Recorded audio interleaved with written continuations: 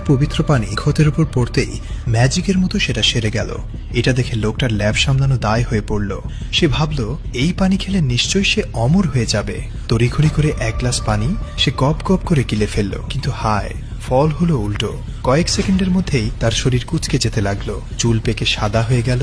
মুহূর্তের মধ্যেই সে ৮০ বছর বুড়ো হয়ে গেল। অমর হওয়ার বদলে সে মৃত্যুর দিকে ধাবিত হলো।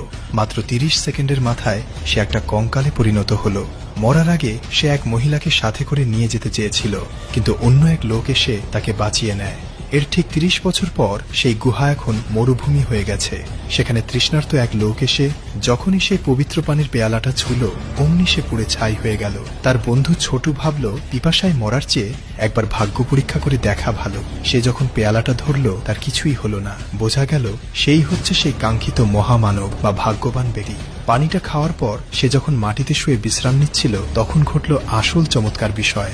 তার হাতের ছোঁয়ায় শুকনো মরুভূমিতে জাদুকরীভাবে ঘাস আর গাছপালা গজাতে শুরু করলো। মুহূর্তের মধ্যে পুরো এলাকা সবুজে ভরে গেল। ছোট বুঝতে পারল সে এখন এক অকল্পনীয় অতি প্রাকৃত ক্ষমতার